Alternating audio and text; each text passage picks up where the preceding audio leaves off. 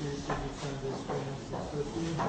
Venez, Esprit Saint, sanctifiez le cœur de l'Occident, donne-nous dans l'heure de la famille.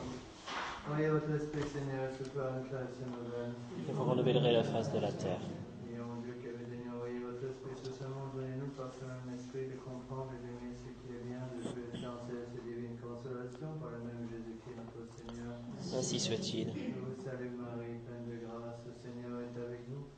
Vous êtes bénie entre toutes les femmes et Jésus, le fruit de vos entrailles, est béni. Sainte Marie, Mère de Dieu, priez pour nous pauvres pécheurs, maintenant et à l'heure de notre mort, ainsi soit-il. Nos saints anges gardiens, Veillez sur nous, Saint Pédis, priez pour nous, Saint Joseph, priez pour nous, Saint Thomas d'Aquin, priez pour nous, Saint Martin, priez pour nous. Père du Fils du Saint-Esprit, ainsi soit-il.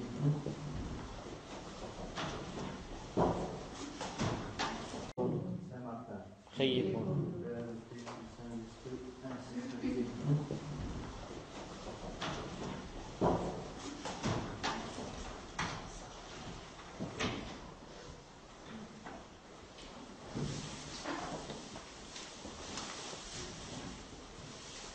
Bon, nous en sommes à la page 11. Il y en a qui n'ont pas les feuilles. Et les feuilles ici, il n'y a pas de feuilles nouvelles, donc il y a besoin de la feuille 11 et 12 surtout. S'il y en a qui ne les ont pas, vous les avez ici. Donc on a commencé la Sainte Eucharistie. Donc n'oubliez pas ce que j'ai déjà expliqué la dernière fois.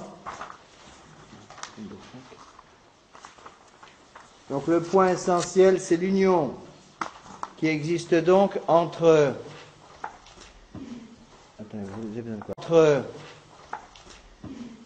vous avez besoin de quoi là, 11, 13 et puis celle-ci. Voilà, ça vous avez deux.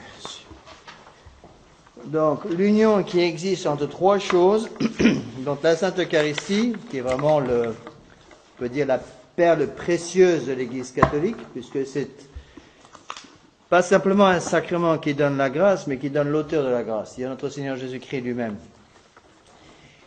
Et cette Eucharistie, la Sainte Eucharistie, comme le trésor de l'Église, est protégée par deux écrins. C'est ce que j'ai essayé de vous expliquer la dernière fois. Le premier écrin, c'est la messe. Le deuxième écrin, c'est le sacerdoce. Donc n'oubliez pas qu'il y a un lien étroit entre ces trois choses, de telle façon qu'on ne peut pas toucher à l'une de ces trois choses sans atteindre les deux autres. Ça veut dire que pour attaquer la Sainte Eucharistie, en général, le démon va toucher à la messe, toucher au sacerdoce. Si on touche à la messe, on touche au sacerdoce et à la Sainte Eucharistie. Si on touche, surtout, enfin, dans tous les domaines, mais surtout dans ce domaine-là, s'accrocher à la tradition. Il suffit, par exemple, que vous lâchiez un mot, prenons comme exemple le mot de transsubstantiation. Il suffit qu'on lâche un seul mot, c'est fini. Tout s'écroule dans la Sainte Eucharistie. Et s'il y a un point de doctrine sur lequel la nouvelle Église a tout lâché, c'est bien celui-là. Donc il faut bien connaître la tradition de l'Église et l'enseignement de l'Église sur ce sujet. Donc je reprends la définition que vous avez à la page 11 sur vos feuilles. Un sacrement donc qui contient vraiment le corps, le sang, l'âme et la divinité de notre Seigneur Jésus-Christ sous les apparences du pain et du vin. Donc rappelez-vous ce que j'ai déjà expliqué, j'y reviens pour être sûr que c'est bien compris. Sinon il y aura beaucoup d'incompréhensions qui vont suivre. Donc vous avez le corps, le sang et l'âme. Et pour que la différence essentielle entre ces trois points ici et le point ici, il y a corps, sang et âme d'un côté, la divinité de l'autre. J'ai expliqué la dernière fois. Voilà. Ces trois choses ici, le corps, le sang et l'âme, sont créées.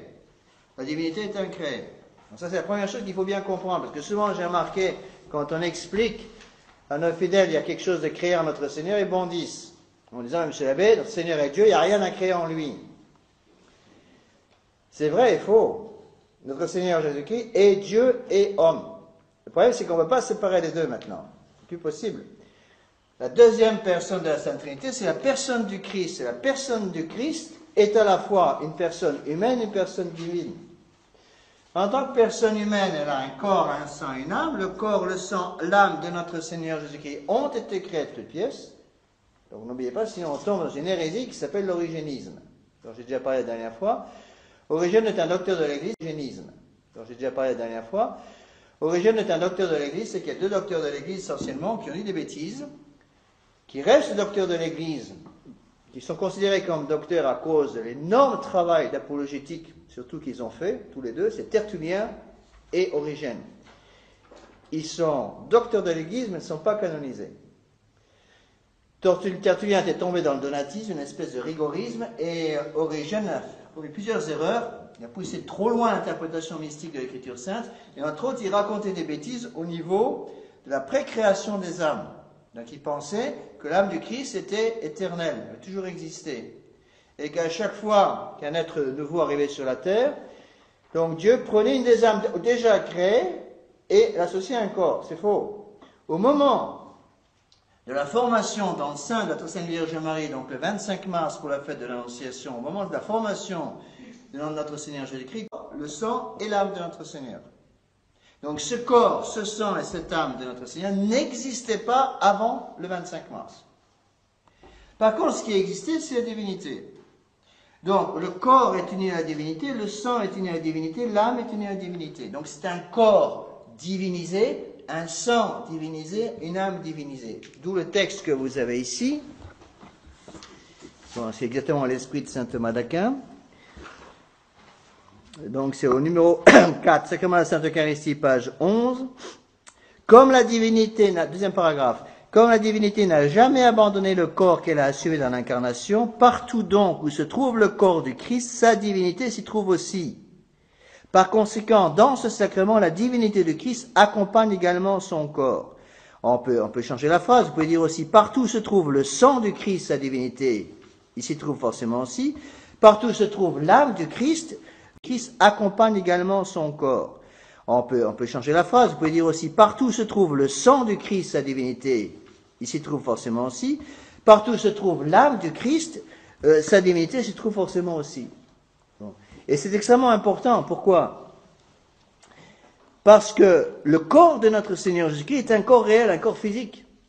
C'est qu'une des hérésies, on verra ça plus tard, une des hérésies contre notre Seigneur Jésus-Christ, c'est ceux qui disaient que le corps de notre Seigneur est un corps artificiel, pas un vrai corps. Et donc la passion n'est pas une véritable passion. Notre Seigneur donnait l'impression qu'il souffrait, qu'en fait il ne souffrait pas, ce qu'on appelle le docétisme. Les docétistes niaient la réalité du corps physique de notre Seigneur. Or, notre Seigneur Jésus-Christ a un corps physique. Le même corps que vous et moi, en tant que nature, il a une nature humaine parfaite. Identique en tout à notre nature, sauf le péché. C'est vraiment homme. Qui dit homme dit quoi? Qu'est-ce que c'est qu'un homme? L'union de deux choses. Un corps et une âme. Donc si vous n'avez pas un corps et une âme en notre Seigneur Jésus-Christ, un corps et une âme créés, il n'y a pas d'humanité entre Seigneur. Vous détruisez complètement le mystère de l'incarnation. Ce qu'il faut bien comprendre, c'est que dans le catéchisme, on sépare les trois grands mystères de la foi catholique. Vous savez qu'il y a trois grands mystères de la foi catholique, la Sainte Trinité, l'incarnation et la rédemption. Mais en fait, c'est uni. Qu'est-ce que c'est que l'incarnation? Bien comprendre ces choses-là, parce que sinon on est perdu. L'incarnation, c'est quoi? Dans le mot incarnation, un mot carnis. Carnis, en latin, ça veut dire quoi? La chair. Donc l'incarnation, c'est quoi? C'est prendre chair. Donc l'incarnation, c'est notre Seigneur Jésus-Christ, qui est donc la deuxième personne de la Sainte Trinité. Donc le Seigneur Jésus-Christ, qui est donc la deuxième personne de la Sainte Trinité. Donc là intervient la Sainte Trinité. Notre Seigneur Jésus-Christ, qui était Dieu, il est toujours Dieu, il devient aussi homme. D'accord? Donc il est parfaitement Dieu, parfaitement homme. C'est le mystère de l'incarnation. Il a toujours été Dieu, il devint homme. Attention. Donc, une autre hérésie qu'il faut absolument éviter, c'est de dire que notre Seigneur a toujours été homme. Non. Alors, c'est un mystère, attention. Donc il ne faut pas essayer de voir comme deux choses collées l'une à l'autre, l'humanité et la divinité de notre Seigneur Jésus-Christ, et qui se séparent. Non. On ne peut plus actuellement séparer la divinité de l'humanité de notre Seigneur. C'est la raison pour laquelle, lorsque vous communiez, vous ne recevez pas simplement le corps et l'âme de notre Seigneur, vous recevez aussi son sang et sa divinité. Alors, puis est Dieu. Quelle est la conséquence de sa divinité? Puisque notre Seigneur Jésus-Christ est Dieu, il peut nous sauver. Il peut nous sauver. Est-ce qu'un homme peut sauver? Est-ce qu'un homme peut effacer le péché en tant que tel? Non. Donc, puisque notre Seigneur Jésus-Christ est Dieu, il peut nous sauver. Et puisqu'il est homme, quelle est la conséquence de son humanité? Puisqu'il est homme, qu'est-ce qu'il peut faire? Il peut mourir. Est-ce que Dieu peut mourir? Non. Vous voyez? Donc, parce que notre Seigneur Jésus-Christ est Dieu, il peut nous sauver. Seul Dieu peut enlever le péché. La preuve, c'est que lorsque notre Seigneur Jésus-Christ, devant le paralytique, dit que tes péchés soient pardonnés, immédiatement les pharisiens bondissent en disant, mais Dieu seul peut pardonner les péchés. Ils ont raison.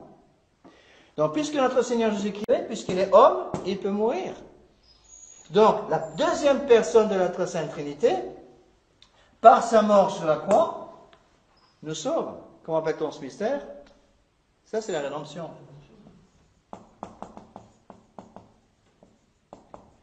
D'où la définition classique que vous connaissez bien. L'incarnation, c'est quoi? C'est le mystère par lequel la deuxième personne de la Sainte Trinité a pris, dans le sang saint très pur de la Sainte Vierge Marie le 25 mars, une humanité pour devenir Dieu et homme à la fois.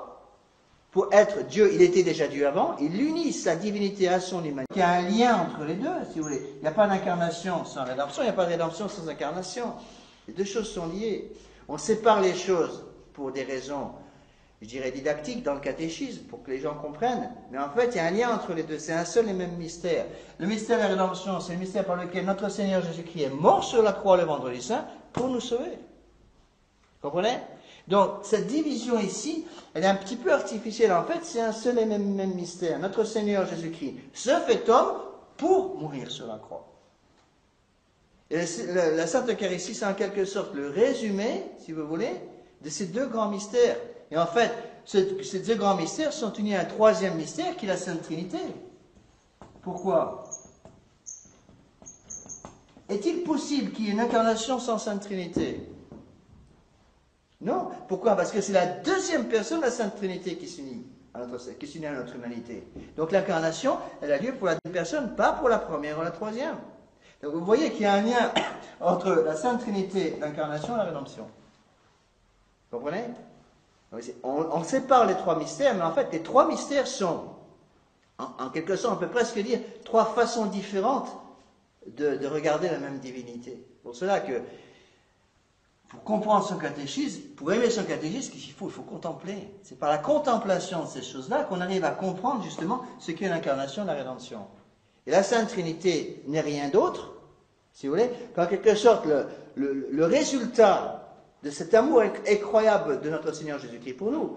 Il est dit qu'il n'y a pas de plus grand amour que de donner sa vie pour nous. Notre Seigneur Jésus-Christ donne sa vie pour nous par la rédemption. Pour pouvoir donner sa vie pour nous, qu'est-ce qu'il a dû faire? Il a dû unir notre humanité à sa divinité. Donc, la deuxième personne de la Sainte Trinité, Jésus-Christ, donne sa vie pour nous par la rédemption. Pour pouvoir donner sa vie pour nous, qu'est-ce qu'il a dû faire? Il a dû unir notre humanité à sa divinité. Donc, la deuxième personne de la Sainte Trinité, en quelque sorte, s'est unie à notre humanité pour mourir sur la croix. Et notre Seigneur Jésus-Christ, étant remonté au ciel à la fête de l'Ascension, n'a pas voulu nous laisser seuls, et donc va rester parmi nous par le mystère de la Sainte Eucharistie.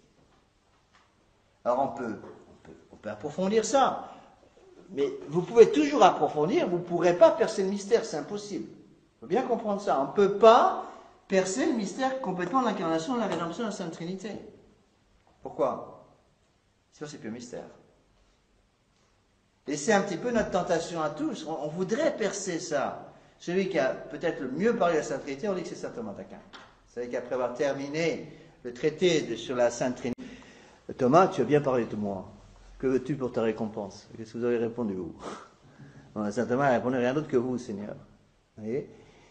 Donc, tout est uni. C'est pour ça que la Sainte Trinité est vraiment, excusez-moi pas la Sainte Trinité, la Sainte Eucharistie est vraiment le centre même, en quelque sorte, on peut dire le cœur de tout de tout l'édifice de la foi catholique. Toute la foi catholique tient en quelque sorte sur la Sainte Eucharistie. Ce qui explique pourquoi, dans l'Église de Vatican II, c'est précisément ce sacrement-là qui a été le plus attaqué.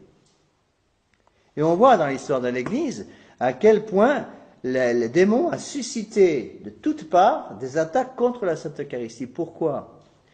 Parce que si le démon arrivait à détruire le mystère de la Sainte Trinité, il ne pouvait pas détruire le mystère de la Sainte Trinité, mais au moins à détruire dans la foi des gens, la foi en la présence réelle. C'est le pilier sur lequel toute la foi catholique, en quelque sorte, s'agrippe en quelque sorte. Vous comprenez ce que je veux vous dire? C'est ça qu'il faut avoir les idées parfaitement claires sur le sujet. Donc, pour comprendre la Sainte Eucharistie, on est à la fois obligé de toucher à l'incarnation, à la rédemption, à la Sainte Trinité, et bien sûr, surtout au mystère de l'incarnation. Donc, on ne peut pas parler de la Sainte Trinité sans le mystère sans comprendre, non pas comprendre, mais creuser un peu le mystère de l'incarnation de notre Seigneur Jésus-Christ dans le sein de la très Sainte Vierge Marie. Le corps du Christ, deuxième paragraphe, donc toujours à la page 11, le corps du Christ est dans ce sacrement par mode de substance et non par mode de quantité. Bon, il faut comprendre un peu les termes. Bon, on va beaucoup parler, on ne peut pas parler de la Sainte Eucharistie sans faire un peu de philosophie, c'est impossible. Parce que le mot clé, c'est le mot de transsubstantiation. Ce mot, on ne peut pas parler de la Sainte Eucharistie sans faire un peu de philosophie, c'est impossible. Parce que le mot clé, c'est le mot de transsubstantiation. Ce mot, on va y revenir souvent. Les prêtres de l'Église de Vatican II vont vous dire que la transsubstantiation, c'est une invention du Moyen-Âge. Bon, ils vont vous dire que c'est une invention de saint Thomas d'Aquin. C'est toute la foi catholique. Donc vous prenez le mot transsubstantiation, vous mettez à la poubelle, sous prétexte, c'est ce que disent les prêtres de Vatican II aujourd'hui, que c'est trop compliqué pour les gens. En gros, ils vous prennent pour les imbéciles. Il dit c'est trop compliqué pour les fidèles, donc on ne parle plus de la transsubstantiation. Si vous détruisez le mot transsubstantiation, c'est toute la Sainte Eucharistie qui s'écroule. D'accord? Si la Sainte Eucharistie s'écroule, puisque la Sainte Eucharistie est en quelque sorte protégée par deux étuis, deux écrins, la messe et le sacerdoce, donc s'écroule aussi, le catholique qui s'écroule. Alors, pour comprendre cette phrase ici, c'est une phrase de saint Thomas en fait, le corps du Christ est dans ce sacrement par mode de substance et non par mode de quantité. Alors, qu'est-ce que ça veut dire? Bon. Imaginez un bout de pain. Bon, j'ai déjà un peu expliqué la dernière fois, on va réexpliquer. Deux bouts de pain. Un gros bout de pain et un petit bout de pain. Bon, petit bout de pain numéro 1, gros bout de pain numéro B. Bon. Si on pose la question, qu'est-ce que c'est que ça? La réponse est, c'est du pain. Je pose la question, qu'est-ce que c'est que ça? Réponse, c'est du pain aussi. D'accord? C'est pareil avec le sang, ou avec le vin. Pour le moment, on va parler du vin, c'est plus simple. On parlera du sang de notre Seigneur après. Imaginez un grand verre ou un petit verre. Bon. Et vous demandez, qu'est-ce qu'il y a dans ce petit verre? Réponse, du vin. Qu'est-ce qu'il y a dans ce grand verre? Réponse, du vin. Est-ce que ce liquide-là est plus vin que ce liquide-là? Réponse, plus pain que ce pain-là? Non. C'est le même pain. C'est du pain. D'accord? Ce qu'on appelle la substance. Donc, définir la substance, c'est tout simplement répondre à la question, qu'est-ce que c'est? Ce qu'on appelle la substance. Alors, vous allez dire, mais il y a une différence quand même entre A et B. Oui, mais c'est une différence tout à fait secondaire. Quelle est la différence? La quantité. La quantité n'est pas la même ici et là. D'accord? Mais c'est toujours du pain là, et c'est du pain là. Donc la substance demeure. Donc immédiatement, vous voyez qu'on fait une distinction essentielle entre ce qu'on appelle la substance. On répond à la question, qu'est-ce que c'est? Donc, qu'est-ce qu'il y a là? C'est du pain. Petite ou grande quantité de pain, mais c'est du pain. Un petit verre ou un grand verre de vin, c'est toujours la substance du vin. D'accord? Bon. Après, il y a ce qu'on appelle les accidents. Oui. On peut dire, quelque sorte, pour expliquer plus facilement, les accidents, quelque sorte, vont pousser sur la substance, si vous voulez.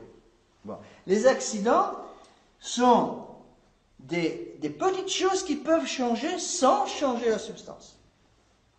Bon, vous pouvez avoir du pain en grande quantité ou en petite quantité. C'est la quantité, c'est par exemple la quantité est un accident. D'accord? Bon, le vin, par exemple, pareil, peut changer la couleur du vin, peut changer aussi le type de vin. Ça peut être un vin français, ou un vin espagnol, ou un vin noir, ou un vin rouge, ou un vin blanc. Bon, mais c'est toujours du vin, la substance est toujours la même. Alors, ce qu'il faut bien comprendre, c'est le mot transsubstantiation. Alors, qu'est-ce que veut dire le mot transsubstantiation?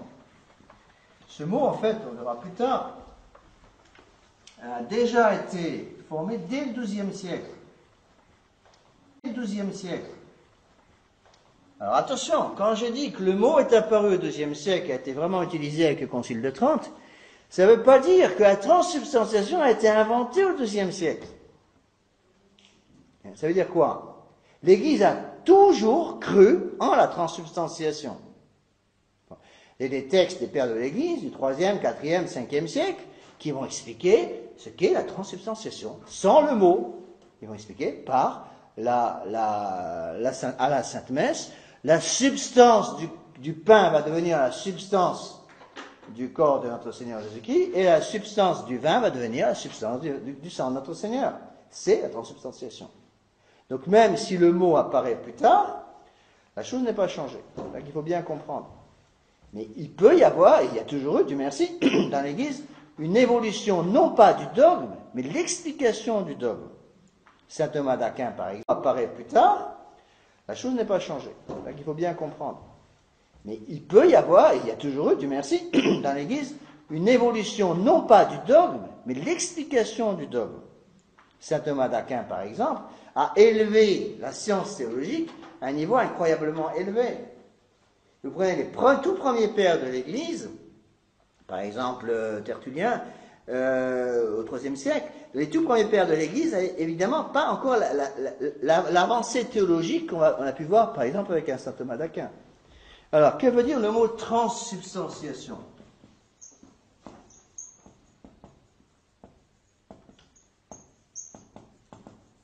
Ça veut dire tout simplement changement de substance. Changement de substance. Ça veut dire que une substance va disparaître et va être remplacée par une autre substance. Donc, la matière du sacrement. Bon. Quelle est la matière du sacrement de la Sainte Eucharistie? Le pain et le vin. Donc il y a la substance du pain et il y a la substance du vin. Il y a deux substances différentes. Qu'est-ce que c'est que la substance du pain? Le pain, ça veut dire du blé écrasé, broyé, réduit en farine, et ensuite transformé en pain par une cuisson.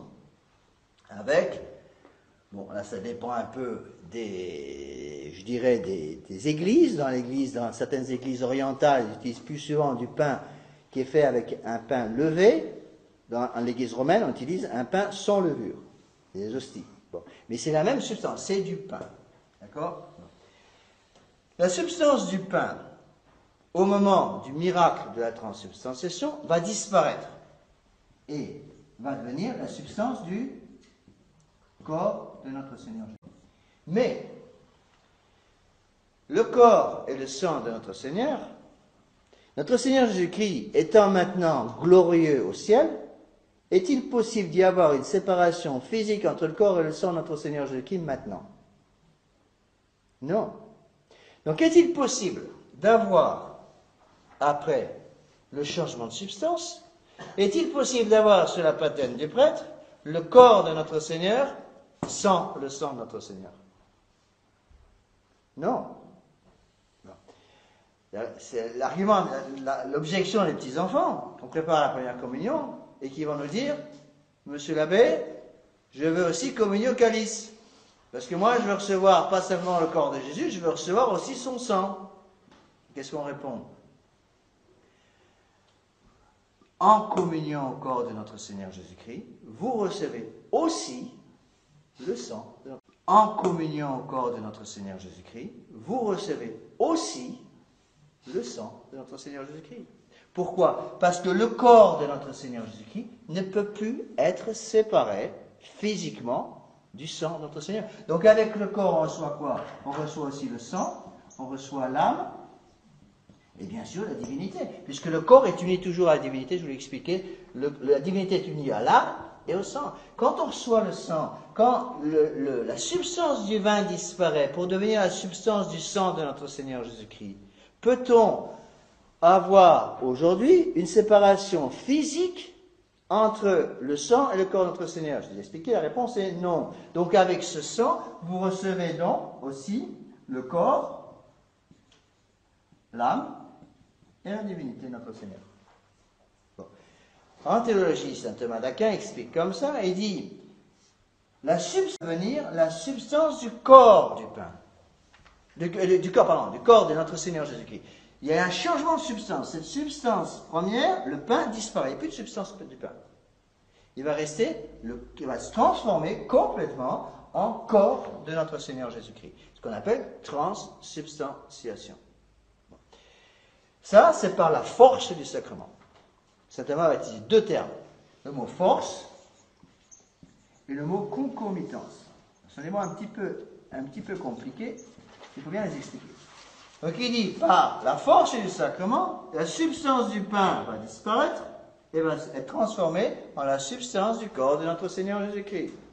Par concomitance, vous pouvez transformer ce mot en disant par conséquence, si vous voulez, et lui utilise le mot concomitance, il y a aussi le sang, l'âme et la divinité de notre Seigneur.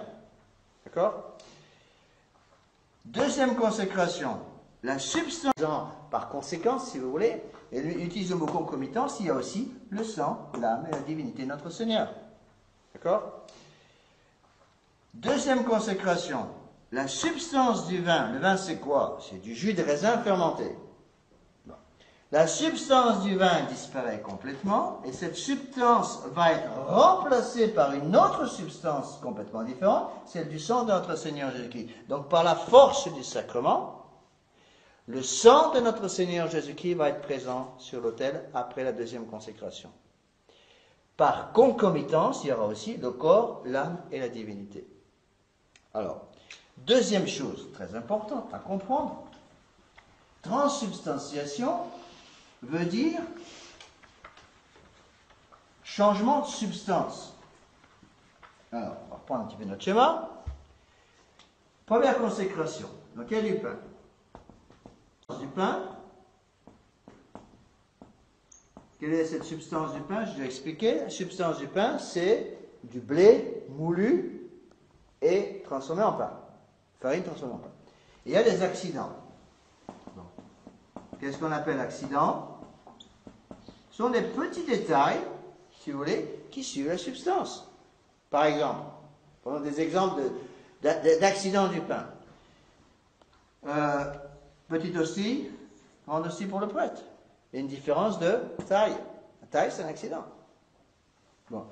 Il peut y avoir, dans certains pays, ça dépend en fait du temps de cuisson de l'hostie. Dans certains pays, on utilise des hosties complètement blanches, c'est le cas en France en général. Dans d'autres pays, dans la tradition, je dis bien, on utilise des hosties qui sont plus marrons, parce que le temps de cuisson est légèrement différent. Bon, on les cuit un petit peu plus, parce que dans certains climats, surtout très légèrement différents. Bon, on les cuit un petit peu plus, parce que dans certains climats, surtout très humides, faire attention, la substance du pain peut se corrompre très facilement, donc on les cuit un peu plus. Donc vous pouvez avoir une couleur qui est légèrement différente. La couleur, c'est aussi un accident. Qu'est-ce qui peut encore changer? Vous pouvez éventuellement avoir une hostie brisée, par exemple, ou une hostie en partie brisée en deux, par exemple. Quand ça arrive dans un ciboire, c'est encore un accident. D'accord? Lorsque le prêtre découvre le ciboire avant la consécration, le ciboire est plein d'hosties, il y a peut-être une ou deux qui sont brisées, au fond on ne les voit pas, mais elles sont brisées. Bon, c'est encore un accident. Bon. Il peut y avoir des formes différentes. Bon, vous pouvez imaginer une hostie carrée. Bon. La forme qui change, c'est encore un accident. D'accord? Alors, avec la première consécration, la substance par la force du sacrement. Par concomitance, j'ai déjà expliqué, qu'est-ce qu'il y a aussi? Le sang, l'âme et la divinité. Bon. Les accidents, eux, ne changent pas. C'est ça le mystère. Un deuxième mystère. Premier mystère, changement de substance. Deuxième mystère, changement de substance sans changement d'accident. Les accidents demeurent le même, c'est-à-dire que le corps de notre Seigneur Jésus-Christ va toujours garder la même taille extérieure de l'hostie, la même couleur, la même odeur s'il y en a une, la même forme, etc. Ça, c'est pas changé. D'accord? Donc les accidents demeurent. Avec la deuxième consécration, qu'est-ce qui se passe? C'est donc du vin. Le vin aussi, il y a une substance du vin. Quelle substance du vin?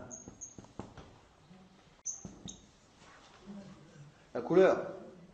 Selon les pays, on utilise des vins de messe qui sont complètement différents. En Espagne, ils utilisent un vin pratiquement noir. Bon.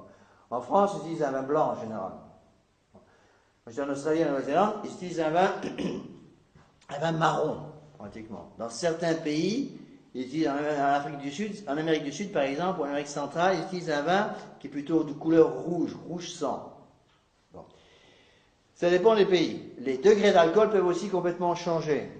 Dans tous les pays dans lesquels la corruption de la substance arrive facilement à cause des grosses chaleurs et des grosses humidités, on utilise en général un vin de messe avec un fort pourcentage d'alcool. Beaucoup plus fort qu'en France. En France, on n'a pas ce problème, donc on peut utiliser un vin avec un pourcentage d'alcool un peu plus faible. Mais par exemple, quand j'étais en Australie, on utilisait souvent des vins de messe qui avaient un pourcentage d'alcool nettement. Par exemple, quand j'étais en Australie, on utilisait souvent des vins de messe qui avaient un pourcentage d'alcool nettement supérieur au pourcentage d'alcool qu'on trouve dans un vin de messe français. Du vin de messe, c'est du vin normal. La seule chose, on appelle vin de messe, que c'est un vin qui doit ne pas contenir de produits chimiques. Il n'y a pas de tanin qui a été rajouté ou d'autres produits chimiques de conservation. C'est un vin pur. Voilà. Donc, les accidents changent. Vous pouvez avoir un petit calice, vous pouvez avoir un gros calice, vous pouvez avoir 3 gouttes de vin au fond d'un calice, et vous pouvez avoir au contraire une quantité beaucoup plus importante de liquide, de vin. D'accord? Vous pouvez avoir un changement avec la couleur du vin, un changement avec le degré d'alcool du vin, tout ça sont les accidents. Alors, même chose, la substance du vin disparaît et va devenir le sang de notre Seigneur Jésus-Christ par la force du sacrement. Avec la force du sacrement, il y a la concomitance, par concomitance, avec le sang, qu'est-ce qu'on a? Le corps, l'âme et la divinité demeurent. Ça veut dire quoi? Ça veut dire que au cours de la transsubstantiation, au cours de la consécration du pain et du vin, il va y avoir un changement de substance. La substance du pain disparaît, devient le corps de notre Seigneur Jésus-Christ. La substance du vin disparaît, devient le sang de notre Seigneur Jésus-Christ. Mais les accidents demeurent. En principe, qu'est-ce qu'il devrait y avoir?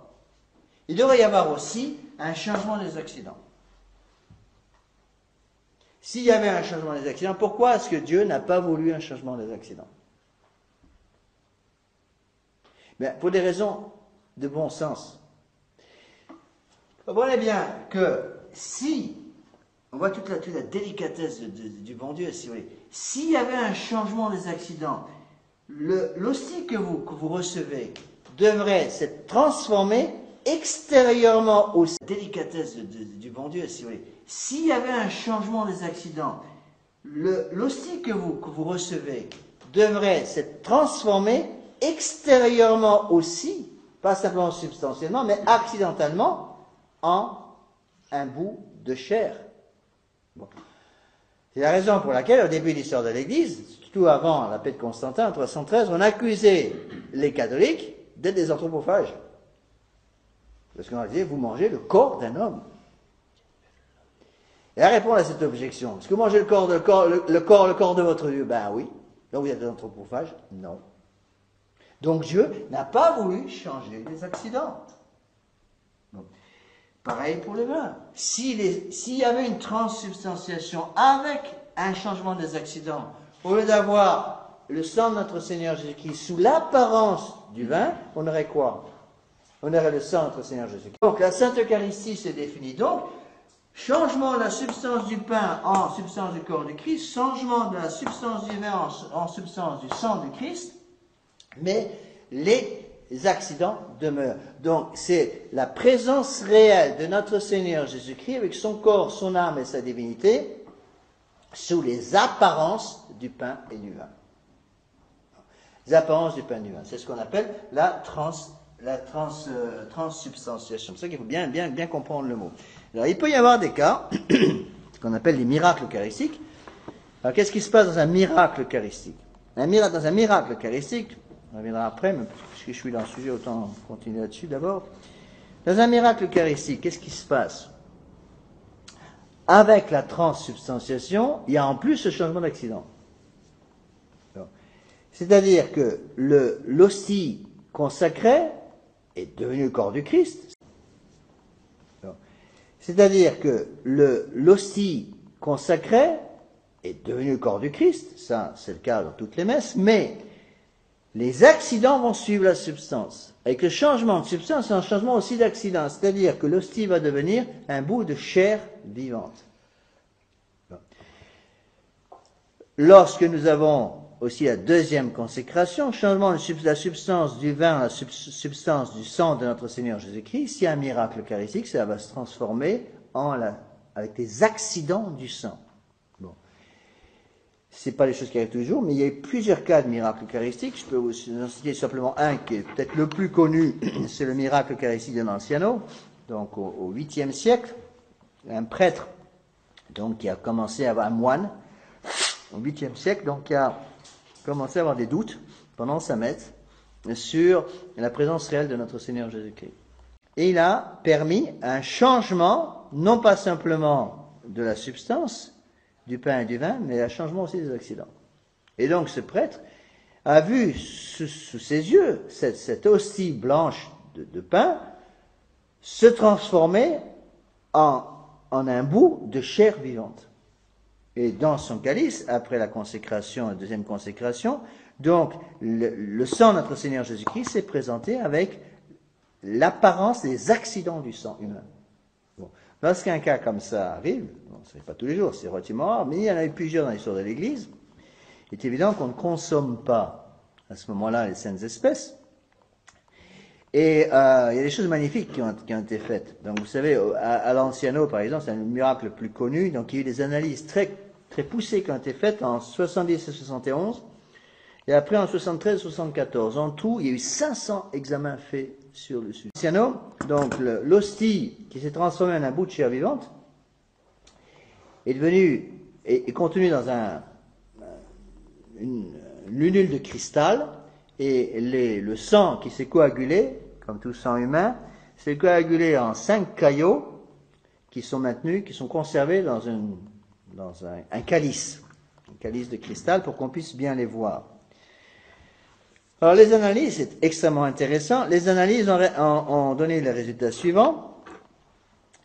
C'est un tissu myocardique strié, c'est-à-dire le myocarde, c'est le muscle du cœur. C'est un tissu myocardique strié, donc un bout de muscle cardiaque d'un homme vivant ayant la trentaine de groupe sanguin AB. Donc, les fibres cardiaques, les fibres du cœur, donc notre Seigneur Jésus-Christ met dans les accidents du corps, son corps n'importe quel muscle de son corps, il a choisi son cœur. Et les fibres musculaires du cœur, puisque le cœur est un muscle, réagissent aux examens comme si elles étaient vivantes. C'est un cœur vivant. Il y a plusieurs miracles, si vous voulez.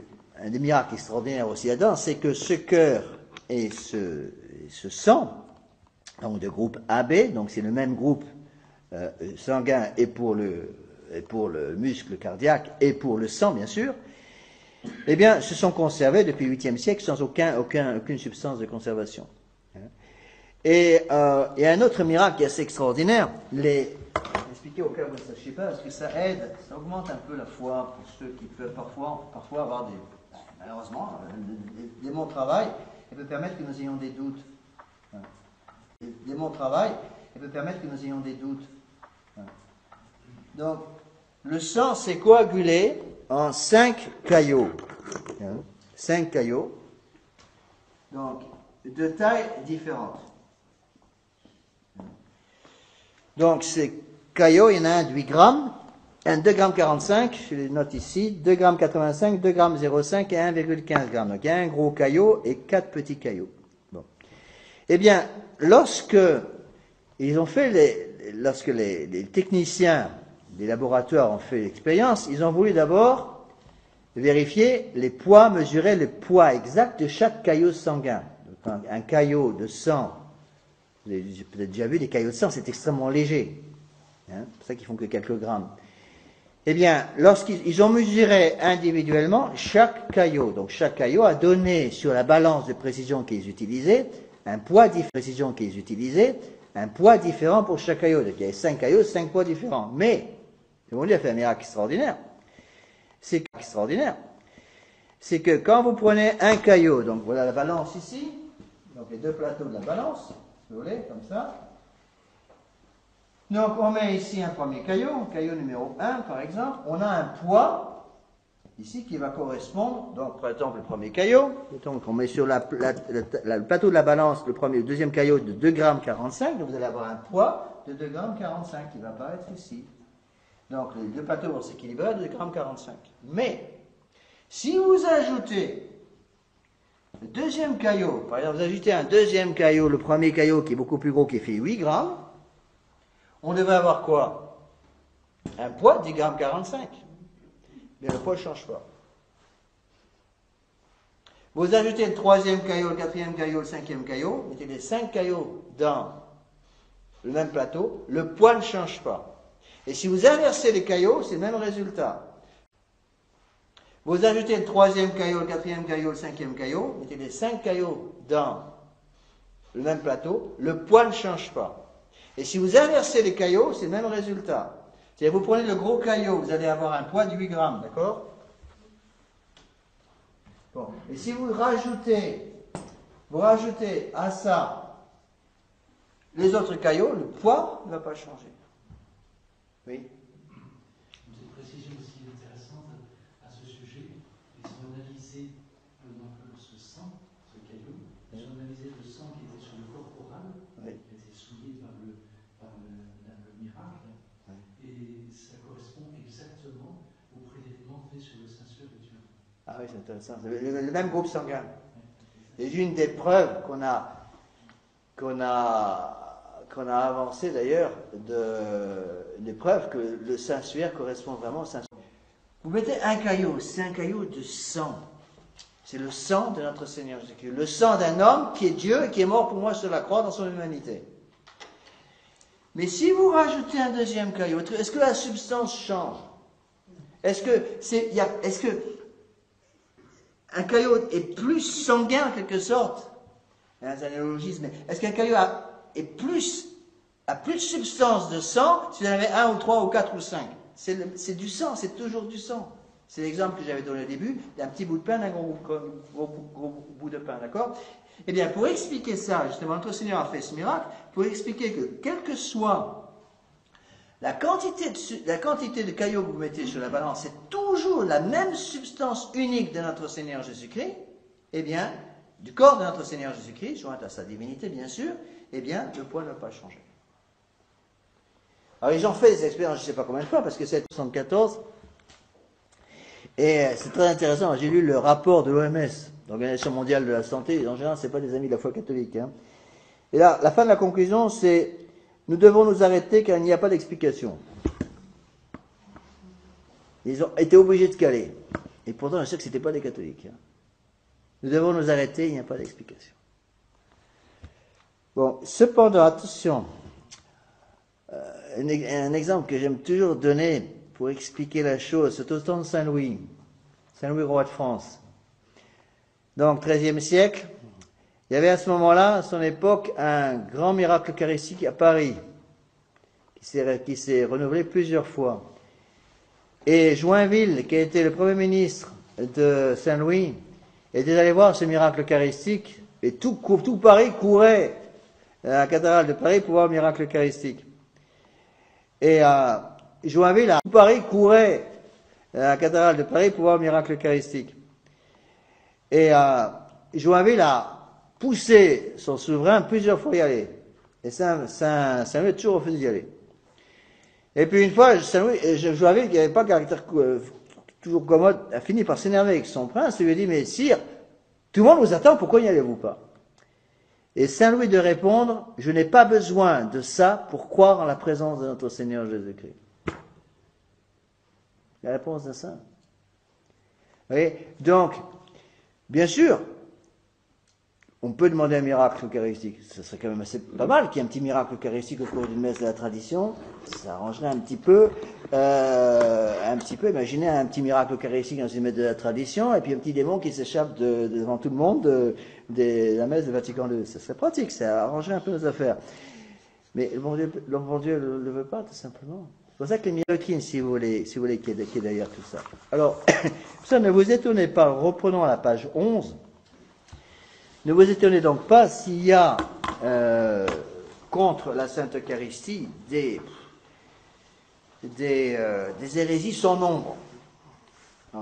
J'ai mis une liste là des principales hérésies, je sais plus où j'ai pris ça, mais il y en a beaucoup plus que ça en fait. Donc, la Sainte Eucharistie n'a pas été niée immédiatement. Donc, ce qui a été nié tout à fait au début, dans l'histoire de l'Église, très vite, les hérésies se sont attaquées à deux choses. La divinité de notre Seigneur Jésus-Christ et la Sainte Trinité. Les premières hérésies contre la présence réelle sont arrivées après. Bon, alors j'ai mis ici une liste qui n'est pas exhaustive, encore une fois, page 11. Donc, ce sacrement fut attaqué successivement par Béranger de Tours, donc qui niait la présence réelle. Mais si mes souvenirs sont exacts, il s'est converti avant sa mort, je crois. Donc il est rentré dans l'église. Alors lui niait la présence réelle. Les Cathares et les Albigeois, donc ça c'est 12e, 13e siècle, surtout dans le sud de la France, également au nord de l'Espagne et en Italie également. Les Cathares et les Albigeois, en fait, c'était des vieilles hérésies gnostiques. La gnose, bon, je ne vais pas expliquer parce que c'est pas le but, on n'est pas du tout dans le sujet du cours.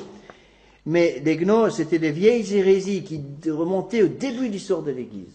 Dès le 3e, 4e, 5e siècle, il y avait des gnostiques. La gnose, c'était des gens qui prétendaient, les gnostiques étaient des gens qui prétendaient que nous avions des connaissances imparfaites dans l'Église et que donc Dieu n'avait pas voulu révéler tout à tous les hommes et qu'il avait demandé.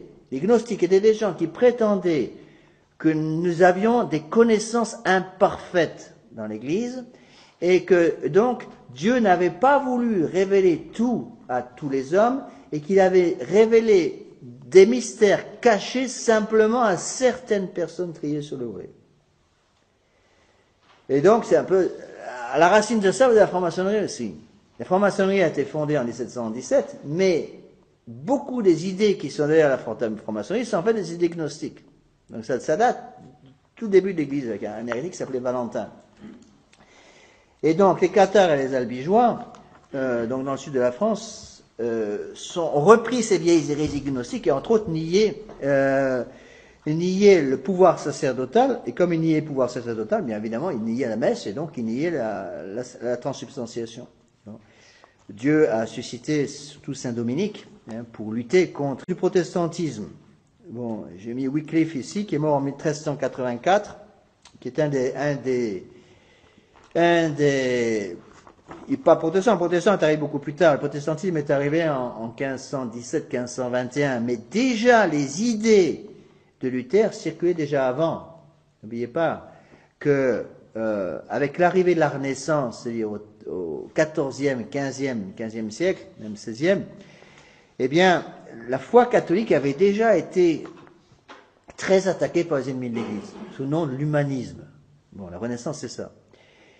Eh bien, Wycliffe déjà, donc un des prédécesseurs de Martin Luther, mort en 1384, niait déjà la transsubstantiation, parce que pour lui, la substance du pain et du vin demeurait après la consécration. Et Luther va en partie reprendre cela.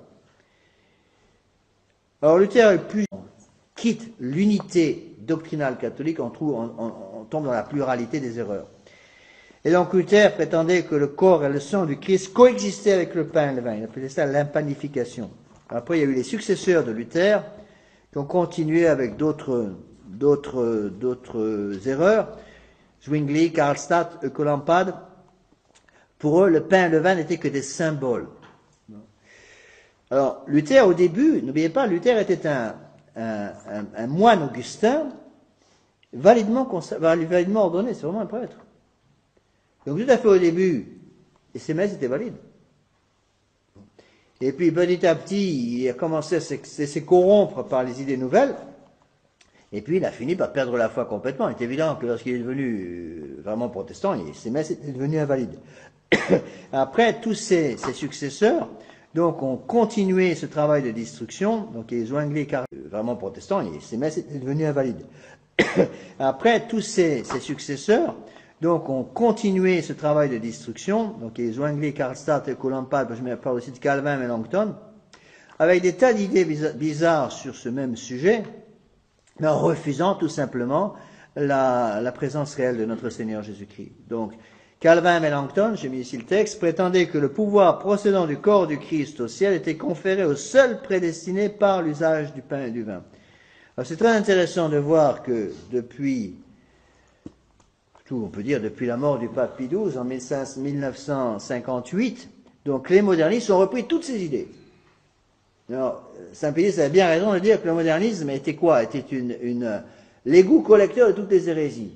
Donc imaginez toutes les bêtises qui ont été dites au cours des siècles, depuis le début de l'histoire de l'Église jusqu'à maintenant, contre la présence réelle de notre Seigneur Jésus-Christ. Vous mettez tout ça dans un grand sac, vous secouez pendant. Alors attention, il faut arriver à les coincer, parce qu'en général, qui vous leur posez la question, est-ce que vous croyez en la présence de notre Seigneur? Ils vont vous dire oui. Si vous leur dites, est-ce que vous croyez en la présence réelle de notre Seigneur Jésus-Christ? Il y en a qui vont vous dire oui. Donc quelle est la question à poser? Est-ce que vous croyez à la transsubstantiation? Ah non, surtout pas. Ça, c'est une invention du Concile de Trente. Ou c'est une invention de saint Thomas d'Aquin. Donc le mot à bien utiliser, c'est transsubstantiation. Croyez-vous que la substance du pain au cours de la Sainte Messe est détruite et remplacée par la substance du corps de notre Seigneur Jésus? Qu'est-ce que vous croyez que la substance du vin est détruite et remplacée par la substance du sang de notre Seigneur Jésus-Christ? Et avec ce corps et ce sang sont joints l'âme, la divinité, de notre Seigneur Jésus-Christ, puisque notre Seigneur étant au ciel avec un corps glorieux, on ne peut plus avoir de séparation physique entre le monde qui croit encore à la transsubstantiation. Il y en a peut-être encore quelques-uns, de moins en moins.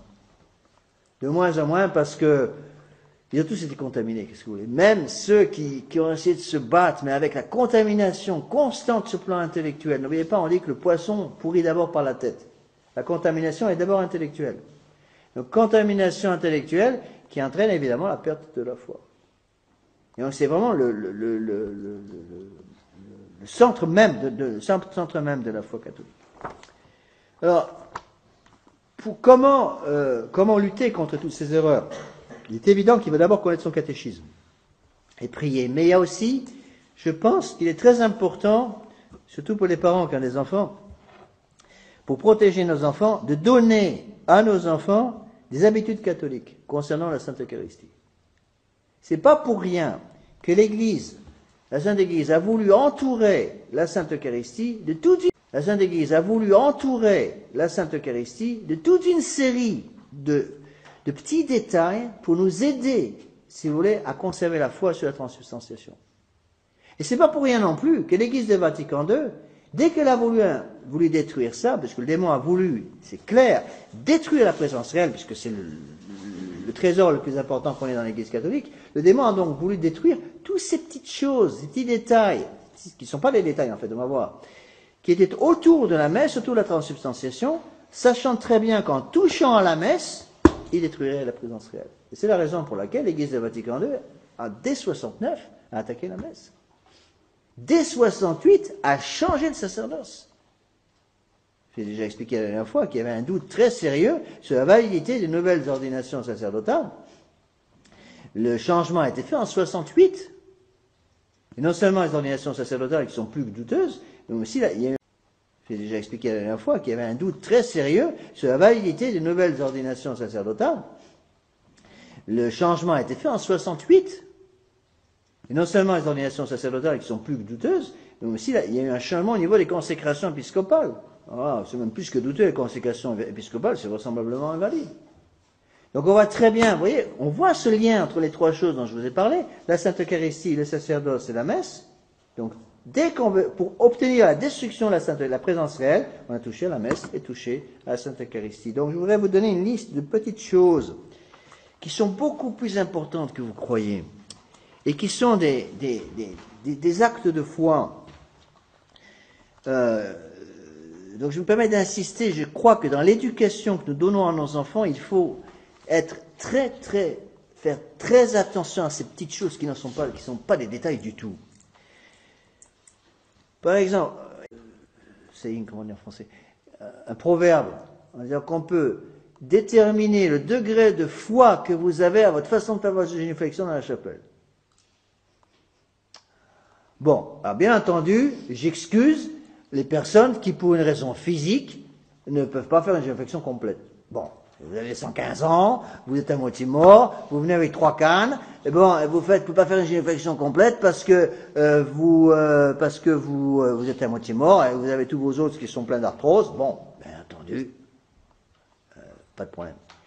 Mais je me pose parfois des questions quand je vois des jeunes, des moins jeunes, mais qui sont manifestement encore parfaitement en bonne santé, au moins sur ce plan-là, et qui font des moitiés de génuflexion. Ça arrive souvent, on voit souvent, je parle pas dans l'église moderne, parce qu'on voit n'importe quoi, il n'y a même plus de génuflexion, mais des gens qui font des demi-génuflexions comme ça. Bon alors, s'il y a une raison physique, j'ai rien à dire. Faites attention. Je pense qu'il est très important, pour protéger la foi de nos enfants sur la présence réelle, de leur apprendre à faire une génuflexion correctement. Donc, obligez vos enfants à faire une génuflexion. J'ai vu, il n'y a pas très longtemps, même ici, et c'est pas du tout la faute de la maman, parce qu'elle n'a pas fait attention, mais je vois par exemple des petits-enfants, 4-5 ans, bon, l'enfant faisait la génuflexion vers la Sainte Vierge là-bas. Bon, le petit avait 4 ans. Bon, la Sainte Vierge n'est pas offensée, au contraire. Mais, quand même, je pense qu'il y a un manque d'attention de la part de la maman. La maman doit immédiatement réagir. Non, on fait la génuflexion face à notre Seigneur Jésus-Christ. Donc, apprendre aux enfants à faire la génuflexion. Puis apprendre aux enfants à faire la génuflexion avec le bon genou. On fait la génuflexion avec le genou droit. Le genou gauche n'est utilisé que pour la génuflexion devant l'évêque. On fait la génuflexion avec le genou droit. Le genou gauche n'est utilisé que pour la génuflexion devant l'évêque. Bon.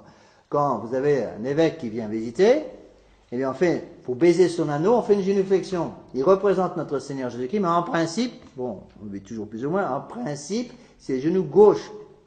Donc à ce moment-là, pour baiser l'anneau, symbole de la juridiction de l'évêque, donc on fait une génuflexion devant lui avec le genou gauche. Mais pour notre Seigneur Jésus-Christ, c'est le genou droit. Bien sûr, encore une fois, il peut y avoir des exceptions pour des raisons de santé. Donc, apprenez à vos enfants à faire une génuflexion correcte. Le genou gauche, on s'arrête, on ne fait pas une génuflexion en marchant. On voit souvent des petits qui font la génuflexion en marchant. Bon. Même, par exemple, quand les enfants quittent la chapelle pour aller aux toilettes, par exemple, ils font parfois des génuflexions, je vois, sans même s'arrêter. Pour la présence réelle, de s'arrêter pour faire une génuflexion correcte. Bon. Le deuxième signe, c'est le signe de croix. Alors là, pareil, on voit de tout. On voit de tout. On voit très souvent des espèces de signes de croix qui n'en sont pas, ces espèces de chasse-mouches, littéralement. Donc, apprenez à vos enfants dès qu'ils sont tout petits. Un enfant de 3 ans est capable de faire un signe de croix correctement. Il ne sera peut-être pas capable de prononcer les paroles qui s'articulent sur le signe de croix, mais il sera au moins capable de faire un signe de croix correctement. Bon. Vous savez où j'ai appris à faire mon signe de croix correctement? À Icône, au séminaire. J'en ai honte, mais c'est comme ça. Bon, je me rappelle, le maître de cérémonie avait pris les premières années de séminaristes, on était en 74. La première chose qu'il a dû nous apprendre, alors qu'on était des adultes, on avait entre 20 et 25 ans, il a dû nous apprendre à faire une génuflexion correctement et à faire un signe de croix correct. À faire un signe de croix correct. Après, c'est appelé Chanard. Il nous a donné un cours à tous pour faire une génuflexion correctement, pour faire un signe de croix correctement. Bon. Il a dit, vous mettez la main comme ça. Il a dit, vous ne mettez pas la main en porte-manteau comme ça, mais les 5 doigts doivent être réunis. Bon. Et puis après, il nous a dit, faire la génuflexion avec les mains jointes. Bon, les dominicains, ils font un truc à eux avec les 3 doigts qui représentent la Sainte Trinité. Bon. Il y a aussi des distinctions qui sont faites selon les rites. Vous savez, d'un pays de langue orientale, pays de rites orientaux, chez les Coptes ou les Melkites, pratiquement tous les rites orientaux font des signes de croix différents. En Amérique du Sud, c'est très compliqué. Ils font, pour le signal de la Santa Cruz, de nuestros enemigos, et branos deus noster, amen. Paf. Alors, c'est par le signe de la, c'est ça en espagnol, non? Il faut ça en Espagne aussi, non? Par le signe de la Sainte Croix, délivrez-nous de nos... Du Sud, c'est très compliqué. Ils font, pour le signal de la Santa Cruz, de nuestros enemigos, et branos deus noster, amen. Paf. Alors, c'est par le signe de la, c'est ça en espagnol, non? Il faut ça en Espagne aussi, non? Par le signe de la Sainte Croix, délivrez-nous de nos ennemis, au nom du Père, du Fils et du Saint-Esprit, et finissent en baisant le pouce, enfin, les deux doigts en forme de croix. Bon, c'est la coutume dans certains pays, mais pas en France. Donc, apprenez à vos enfants à faire un signe de croix correctement. Bon. Je me rappelle aussi, à ma grande confusion, j'en suis pas fier, mais aussi la première messe à laquelle j'ai assisté à Écône comme séminariste, j'ai pas encore la soutane, Monseigneur Lefebvre avait dit nous donner, faire un cours de liturgie, et je me rappelle, j'ai jamais oublié de ma vie, il nous a dit, on était tous comme ça, en train d'écouter notre évêque, il nous a dit, les agenouilloirs, c'est pour les genoux et pas pour les pieds. Bon, on attendait un grand bruit dans la chapelle, parce que bon, et les pieds sur les bancs, sur les agenouilloirs. Eh bien, j'y arrivais à 21 ans, j'étais pas capable j'avais pas encore compris ça. Moi, j'ai pas oublié. Eh bien, apprenez ça à vos enfants. Ne venant pas d'un milieu traditionnaliste, on m'avait jamais expliqué ces choses-là. Bon, bien sûr, il peut y avoir des exceptions. Les petits, par exemple. Bon, ça ne choque pas du tout qu'un petit enfant, bon, qui doit se mettre debout sur la genouilloire pour voir un petit peu, pour que son nez et ses yeux puissent dépasser le niveau du banc, bon, se mettre debout sur la genouilloire, pas de problème, c'est une exception. Mais, je me rappelle très bien, j'ai jamais oublié ce sermon. Monseigneur nous a donné des règles pratico-pratiques. J'ai jamais oublié ces règles. Il a dit, première règle, donc il nous a parlé de la génuflexion, du signe de croix. Il nous a dit aussi, donc, pas de pieds sur les agenouilloirs. On ne croise pas les jambes dans la chapelle. C'est important pour les dames, mais aussi pour les hommes. Bon. Et puis, il nous a dit, par certains liturgistes, mais, en fait, Monseigneur nous avait dit, on rentre dans la chapelle, on rentre dans le paradis. On sort, on part du monde, et on rentre dans le paradis. Donc on prend l'eau bénite à l'entrée, nous disait-il, faire le signe de croix pour se purifier, parce qu'il faut être parfaitement pur pour rentrer dans le paradis. L'Église est la symbole du paradis, d'une certaine façon, c'est vrai. Bon, on peut, si vous faites un signe de croix avec l'eau bénite avec foi, c'est un sacramental qui peut détruire les péchés véniels, pas les péchés mortels, les péchés véniels. Mais il nous avait dit, je me rappelle une fois, quand vous sortez de la chapelle, vous sortez du paradis, donc vous êtes purifié. On ne prend pas d'eau bénite en sortant. Alors, c'est discuté par certains, je crois, mais je pense que le principe est quand même bon. Et c'est des petits détails. Vous ne pouvez pas savoir le bien que vous pourrez faire à vos enfants en leur apprenant à faire une génuflexion correctement, avec dignité. Le principe est quand même bon. Et c'est des petits détails. Vous ne pouvez pas savoir le bien que vous pourrez faire à vos enfants en leur apprenant à faire une génuflexion correctement, avec dignité. Le bien que vous pourrez faire en apprenant à vos enfants à faire un signe de croix avec dignité. Un signe de croix, c'est un drapeau. C'est vraiment un drapeau. De même que le drapeau représente, si vous voulez, une citoyenneté, représente un corps d'armée, on doit avoir un respect pour son drapeau. De la même façon, le drapeau du catholique, c'est le signe de croix. Et je sais que c'est important. C'est pas évident, hein. Allez faire un signe de croix publiquement devant... Alors quand vous faites entre vous, ça va. Allez faire un signe de croix publiquement par exemple, quand vous êtes en train de manger dans un restaurant, c'est pas évident, hein. Je me rappelle une fois, j'étais au restaurant avec des amis, des gens qui se connaissaient bien, et puis ils font un signe de croix, ils créent le nôtre. Il était vraiment 2 mm de haut. Bon, encore une fois, du bon sens. Bon, c'est évident que c'est dans une période de persécution, il y a 15 musulmans autour de vous avec un couteau à la ceinture, prêts à vous trucider.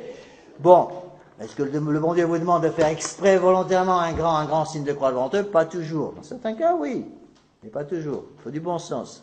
Mais attention à ces choses-là. Il faut avouer ce qui est, avouons-le. Avec une soutane sur le dos, c'est relativement facile. C'est facile de faire un grand signe de croix dans un restaurant quand on a une soutane sur le dos, parce que tout le monde sait qu'on est prêtre, donc tout le monde attend ça. Pour Eric, c'est plus difficile. Vous voyez?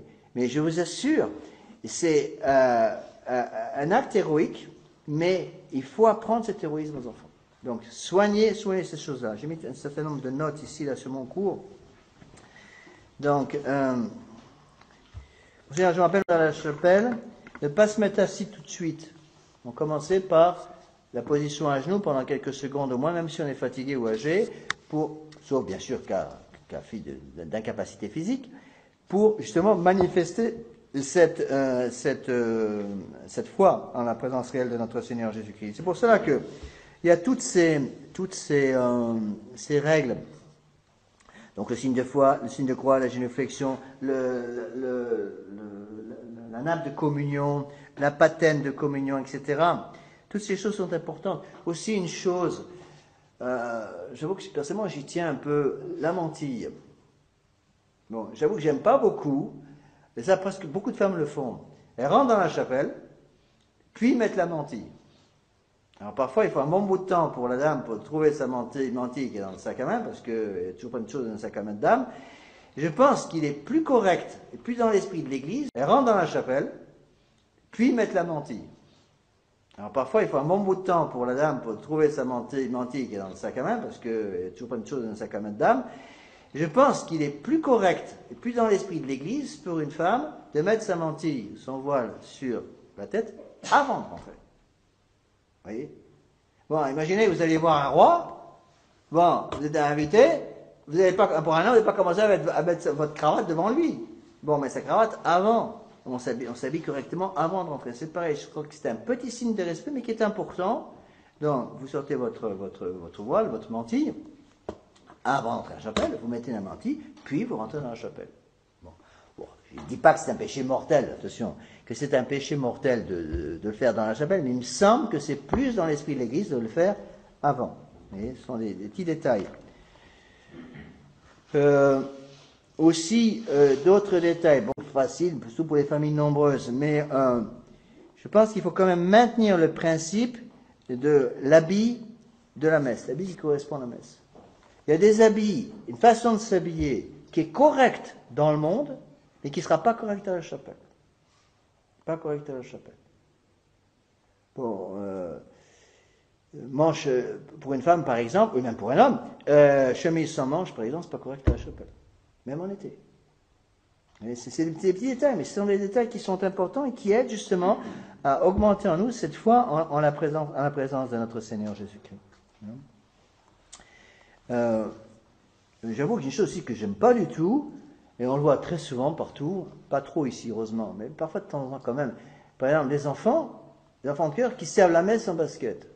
C'est pas normal. C'est pas normal. Bon, c'est pas un péché mortel, mais c'est pas normal. Basket, c'est un vêtement. C'est le travail de la Révolution. Il faut pas oublier ça. Il faut bien le comprendre. Hein. La Révolution, si vous voulez, avant la Révolution, les gens se distinguaient par leur costume. Le costume correspondait à l'état de vie. Bon.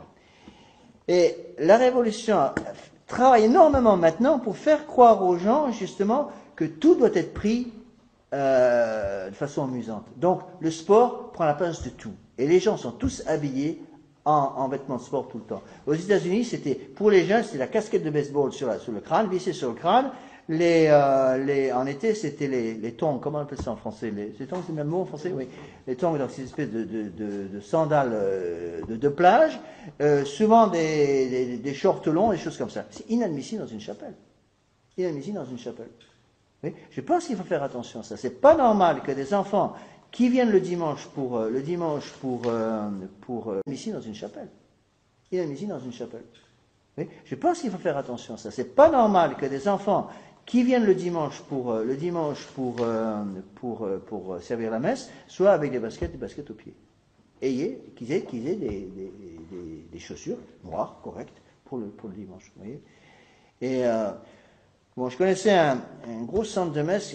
Là, je suis un peu d'accord aussi avec ce qu'ils faisaient. Il y avait des messes très tôt. Il y a un centre où il y avait plus de 1000 personnes. et des messes très tôt le matin pour les gens qui allaient travailler. Bon. Le prêtre en charge était très, très strict là-dessus, il avait raison. Et il y avait une messe, par exemple, à 5h, il y a une messe, la première messe à 5h, une deuxième messe à 5h30, 6h moins le quart. Les gens pouvaient venir à la messe très tôt le matin, sous les hommes, et après travailler, partir travailler. Et là, le prêtre avait autorisé ces gens qui venaient à la messe, littéralement, ils venaient, puis après, partaient directement au travail, de venir à la messe en semaine, avec les vêtements vénérables, dans ces cas très précis. Mais il l'interdisait pour le dimanche. Il l'interdisait pour le dimanche c'est autre chose. Travaillez pas, vous n'allez pas venir comme ça à la messe. Vous voyez, je l'ai peut-être déjà dit en sermon, ça m'a énormément frappé quand j'ai été au Gabon. Ça, c'est une chose qui m'a absolument sidéré. J'ai jamais vu des gens servir la messe avec autant de dignité que les servants de messe du Gabon, dans Libreville. Ça m'avait frappé, parce que c'était un pays qui est quand même très pauvre, et j'avais vu ces familles qui venaient à la messe à pied, hein, beaucoup venaient à la messe à pied, et littéralement en haillons, il n'y avait pas d'autre mot. Pas tous, mais il y avait certains, l'abbé qui était en charge, de Groche m'avait dit, il y en a qui font 4 heures à pied pour venir à la messe. Comme assez admirable. Ils venaient pieds nus. Ils venaient pieds nus, avec des haillons sur le dos. Surtout les femmes, mais parfois les hommes aussi. Les hommes étaient en pantalon troué, sur le dos. Surtout les femmes, mais parfois les hommes aussi. Les hommes étaient en pantalon troué, ils n'avaient pas de chaussures en général, mais ils y venaient tous, sans exception, avec un sac en plastique à la main. Et ça m'a beaucoup frappé. Il y avait un sac en plastique à la main, et il y avait une salle il y a 2 salles à l'entrée, avant la chapelle. Une pour les hommes et une pour les dames. Ils rentraient dans cette salle, et ils se changeaient, ils ouvraient leur sac en plastique, et dans le sac en plastique, ils avaient les vêtements du dimanche. Qui devaient durer pour toute la vie. Alors je sais qu'ils faisaient attention. Ils avaient une paire de chaussures. J'avais jamais vu ça. Vous voyez donc des gens rentrer en haillons dans une pièce, ils ressortent comme des gentlemen. Mais vraiment ça. Pantalon impeccable, chaussures noires impeccables, chemise noire impeccable. Bon, je crois qu'il n'y avait pas la cravate. Bon, il faut dire qu'il y avait certaines excuses. Il faisait 50 degrés. Hein, bon. Mais c'est ma bande, les grands vêtements longs tels qu'ils les portent là-bas. Mais ces gens avaient compris l'importance de manifester sa foi par le vêtement extérieur. Et je pense qu'on peut en prendre graine. Hein. On peut en prendre graine. Et j'avais remarqué que plus les gens venaient de milieux pauvres, plus ces choses avaient de l'importance pour eux. Et entre autres, j'avais remarqué des jeunes, parce que donc il y avait des petits enfants de cœur qui faisaient sérophéraires, et il y avait les acolytes et surtout le maître de cérémonie et le turiféraire, c'est toujours des jeunes adultes, donc 18, 20 ans. Mais il fallait voir la dignité avec laquelle ils servaient. Ils servaient devant 500 personnes. Hein. Mais c'était absolument impeccable. C'était vraiment, j'avais été frappé de ça. Et j'ai remarqué que plus ils venaient d'un milieu pauvre, misérable, plus ils se sentaient heureux de pouvoir servir avec le pantalon qu'ils mettaient qu'à la messe, c'est tout. Les chaussures qu'à la messe. Il y a des jeunes qui me disaient, vous savez, moi je n'ai jamais de chaussures. Mais à la messe, c'était sacré. Et ça aide les gens à comprendre. Vous voyez ? Alors, s'ils font ça dans des pays comme ça, ne venez pas me dire que c'est pas possible de faire ça en Europe. Vous voyez ? Bon, je ne dis pas que j'ai trouvé des choses comme ça ici, non, c'est pas le cas. Grâce à Dieu, j'en sais à peu près correctement, mais cependant, faire quand même un peu attention. Vous voyez ? Et je pense que là, c'est une question d'éducation. L'éducation, elle passe par là, elle passe par tous ces détails qui en fait n'en sont pas. Donc, ça aide les gens à comprendre. Combien de gens se sont convertis? J'ai connu plusieurs cas de gens qui sont convertis d'un seul coup en assistant à une messe. Une seule messe. Oui? Je pense, monsieur Combien de gens se sont convertis? J'ai connu plusieurs cas de gens qui sont convertis d'un seul coup en assistant à une messe. Une seule messe. Oui? Je pense, monsieur Abbé, qu'il est bon de préciser que, autrefois, dans notre pays de France catholique, département de Bretagne en Vendée, Oui. le dimanche, les gens s'endimanchaient. Ben oui, bien sûr. Et les gens venaient dans des tenues absolument impeccables. C'est la décadence suscitée par Vatican II qui qui a fait que les gens ont plus ce sens du sacré, du respect à notre Seigneur. Oui, mais c'est parfaitement exact ce que vous dites, vous avez, mais je pense qu'il faut que nos fidèles fassent un peu attention, parce que quand je vois des enfants de bonnes familles catholiques qui servent la messe en basket, je me dis, il y a un manque d'éducation. Ils ont un manque d'éducation. Je ne dis pas que les parents le font sciemment pour renforcer notre Seigneur, c'est pas du tout ce que je veux dire, mais il y a quelque chose qui manque. Quelque chose qui manque. Vous apprenez à un adulte à faire une réflexion correctement, ou à faire un signe de croix correctement. C'est des choses qui s'apprennent quand ils sont tout petits. Vous voyez ? Donc d'autres détails, donc qui en fait n'en sont pas. Aussi, trois choses qui sont importantes. La préparation à la messe, l'usage du missel pendant la messe et l'action de grâce après la messe. Bon. Je pense qu'il est bon de se préparer un petit peu à la messe. Bon, il y a différents moyens de le faire. Je connaissais certaines familles, c'est un moyen, je ne dis pas qu'il faut le faire systématiquement. Je connaissais certaines familles qui, par exemple, avaient, prenons 20 minutes de route, qui n'étaient pas très loin de la chapelle, 20 minutes de route en voiture pour venir à la messe. Mais le dimanche, eh bien, la maman faisait une lecture dans la voiture, par exemple, pour préparer un petit peu les enfants. Les parents exigeaient déjà à la chapelle. Les enfants se préparaient un petit peu. Souvent, j'ai remarqué, surtout les jeunes enfants peuvent être très excités avant de rentrer. D'un seul coup, ils rentrent et évidemment, il faut qu'ils se tiennent correctement dans l'église. Il me semble qu'on peut les préparer un petit peu avant qu'ils rentrent. Les calmer avant qu'ils rentrent. C'est pas dans l'église qu'ils doivent se calmer. Ils doivent être calmés avant de rentrer. Donc, ça me semble important, justement, par des petites choses comme ça, de préparer un peu les enfants. Bon, y a-t-il obligation de suivre la messe dans un missel? La réponse est non. Cependant, c'est plus l'esprit de l'église. Bon, on peut, en soi, bon, un texte de Pie XII sur le sujet, si mes souvenirs sont exacts, il n'est pas interdit, par exemple, strictement parlant, pour quelqu'un qui voudrait, je ne sais pas, par exemple, dire le chapelet pendant la messe. Cependant, ce n'est pas l'esprit de l'Église. Je pense qu'il est plus dans l'esprit de l'Église de suivre la messe avec les prières du prêtre. Ce n'est pas une obligation, mais c'est une bonne chose. Non, même si l'habitude ici de ne pas répondre à la messe, ce qu'il faut respecter, bien sûr, comme habitude, mais une obligation, mais c'est une bonne chose. Non, même si l'habitude ici de ne pas répondre à la messe, ce qu'il faut respecter, bien sûr, comme habitude, mais lisez les prières. Apprenez à retrouver les prières, apprenez à suivre dans votre missel et apprenez aux enfants à suivre le missel. Bon, on n'a pas trop de problèmes en pays de langue française. En général, les gens sont habitués à suivre dans les missels. En pays de langue anglaise, c'est très très compliqué. Les gens ne sont pas habitués du tout à suivre la messe dans un missel. Et je pense que c'est une erreur. Il faut essayer d'habituer les enfants le plus tôt possible. Aussi une chose très importante, on en parlera plus tard, mais je donne un peu toutes ces règles pour vous aider à faire passer cet amour de la Sainte Eucharistie à vos enfants. Également, l'action de grâce après la messe. On en parlera après, c'est pas le but, je ne vais pas donner tous les détails maintenant, mais je crois qu'il est important d'apprendre aux enfants à faire une action de grâce après la messe. Vous voyez, l'exemple qu'on peut donner, c'est imaginez quelqu'un qui donnerait le cadeau, pas avant. Donc la maman va insister, tu dois dire merci. On apprend aux enfants à dire merci pour un cadeau reçu, c'est normal. Eh bien, par la Sainte Eucharistie, c'est le roi des rois qu'on reçoit. Le moins qu'on puisse dire, c'est quand même remercier notre Seigneur. Remercier notre Seigneur. Donc apprendre à faire un peu d'action de grâce quand même après la communion. Encore une fois, je dois avouer qu'ici dans cette chapelle, on sent que vous êtes bien formés. La plupart des gens le font. Vous connaissez tous l'histoire dans la vie de Saint Philippe Néri. Philippe Néri avait remarqué une dame qui sitôt la fin de la messe, immédiatement partait après la communion, et puis partait après la messe sans faire d'action de grâce et tout. Il avait fait plusieurs remarques, rien n'avait servi. Et il a voulu lui donner une leçon, et la leçon qu'il lui a donnée, ça a été de demander à deux servants de messe de suivre la dame avec deux bougies allumées. Et donc la dame se promenait dans la rue, elle avait deux servants de messe en soutanelle et surplis, la bougie allumée, en train de suivre la dame pendant je sais pas, 500 mètres. Bon, la dame a vite compris. Hein. Elle est venue d'abord se plaindre à Saint-Philippe Néri. Je crois qu'il y a une même histoire dans la vie de Saint-Jean Bosco.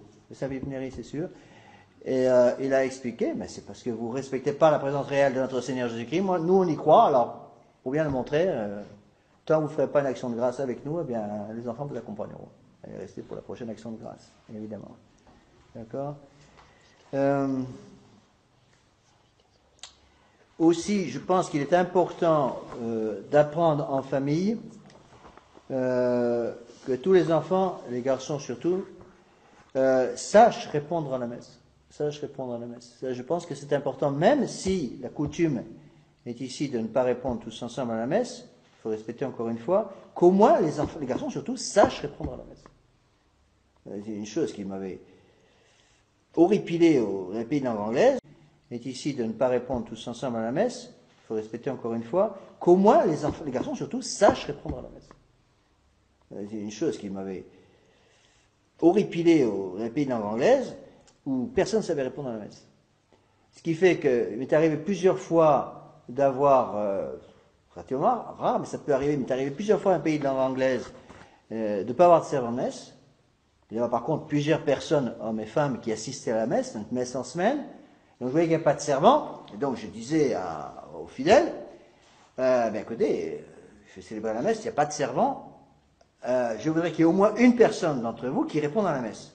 Et souvent les gens me regardaient avec des yeux ronds, non, on ne sait pas. Et personne ne savait me répondre à la messe. Donc je pense que tout catholique, homme ou femme, devrait savoir répondre à la messe. Répondre à la messe, je dis bien répondre. Donc en cas d'absence de servant, c'est un peu impossible, c'est la règle. Cas d'absence. Bon. Donc, s'il y a un homme qui sait répondre à la messe, il faut que ce soit un homme qui répond à la messe. Si l'homme ne sait pas, une femme peut répondre à la messe. Mais, donc, ça veut dire que tous les catholiques devraient savoir répondre à la messe. Donc, apprenez ces prières, savoir répondre à la messe. Donc, j'ai mis page 11 sur le polycopier, donc ces belles phrases de Saint Jean, qui sont magnifiques. En vérité, je vous le dis, je vous avais déjà cité la dernière fois, je crois, si vous ne mangez la chair du Fils de l'homme et ne buvez son sang, vous n'avez point la vie en vous-même. Celui qui mange ma chair et boit mon sang a la vie éternelle, et moi je le ressusciterai au dernier jour. Car ma chair est vraiment une nourriture et mon sang est vraiment un breuvage. Celui qui mange ma chair et boit mon sang demeure en moi et moi en lui. C'est clair et net. Le texte de Saint Jean est très clair. Il y a vraiment transsubstantiation. Vraiment, le changement demeure en moi et moi en lui. C'est clair et net. Le texte de Saint Jean est très clair. Il y a vraiment transsubstantiation. Vraiment, le changement donc la substance du pain et du vin, la substance du corps et de l'âme de notre Seigneur, du corps et du sang de notre Seigneur. Je vais finir aussi par ce qui est en bas de la page 11. Donc les théologiens font remarquer que le sacrement de la Sainte Eucharistie a une triple signification. Une signification regardant le passé, une signification regardant le présent et une signification regardant le futur. C'est un point important. Donc le sacrifice de la messe représente ça de façon parfaite. Mais c'est la Sainte Eucharistie en général, mais surtout la messe. Donc il y a plusieurs définitions de la messe, on verra ça après. La plus belle définition peut-être de la messe, c'est celle du Concile de Trente. Donc, renouvellement non sanglant du sacrifice de la croix. Et donc que la messe fait mémoire de la passion de Christ. Elle ne fait pas que ça, mais c'est vrai qu'elle fait aussi mémoire. Notre Seigneur Jésus-Christ, après avoir établi le sacrement de la Sainte Eucharistie, a dit à ses disciples, faites ceci en mémoire de moi. Donc, même si la messe est un sacrifice actuel, on verra ça plus tard, la prochaine fois, la messe fait aussi mémoire de ce que notre Seigneur Jésus-Christ a fait pour nous il y a 2000 ans. Bon. C'est pour cela que le texte de la Sainte Messe, texte du canon, précise bien, comme le Seigneur, la nuit il fut livré, prit du pain, etc. Donc, on rappelle ce que fait notre Seigneur. Donc, c'est ce qu'expliquaient les pères de l'Église. Donc, la première signification est à l'égard du passé, en tant qu'il commémore la passion du Seigneur, qui fut un véritable sacrifice. Et à ce point de vue, il est appelé un sacrifice. Donc, la messe est un sacrifice pour aujourd'hui. Il y a un véritable sacrifice pendant la messe, on verra ça la prochaine fois, mais qui a lieu il y a 2000 ans au Calvaire. Deuxième signification, c'est la réalité présente, qui est l'unité ecclésiale à laquelle les hommes s'agrègent par ce sacrement, et à ce titre, on l'appelle communion. C'est pour ça que dans les pères de l'Église, on rencontre souvent le mot communion comme un synonyme du mot messe, du mot sacrifice. Troisièmement, haut de la page 12, je finirai par là, le sacrement a une troisième signification à l'égard de l'avenir, en tant qu'il préfigure la jouissance de Dieu dans la patrie. À ce titre, il est appelé viatique, parce qu'il nous donne ici-bas la voie pour y parvenir. Et à ce titre encore, il est appelé Eucharistie. Eucharistie, strictement, ça veut dire action de grâce. La bonne grâce, comme vous traduisez comme vous voulez.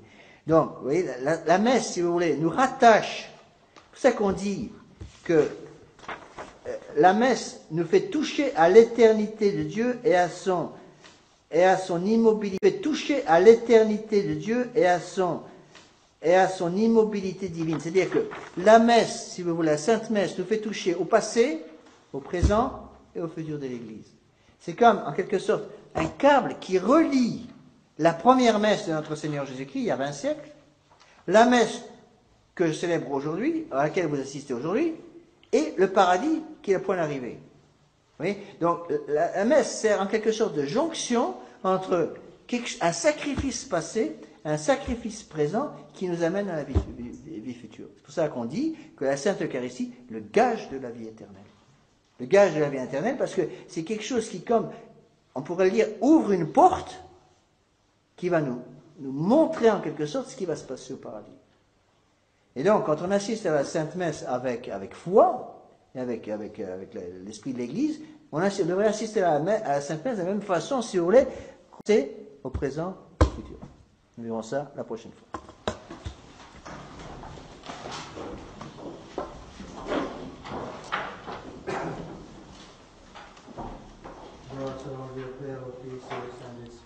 Comme il était au commencement, maintenant et toujours, et dans tous les siècles des siècles, ainsi soit-il. Veillez sur nous.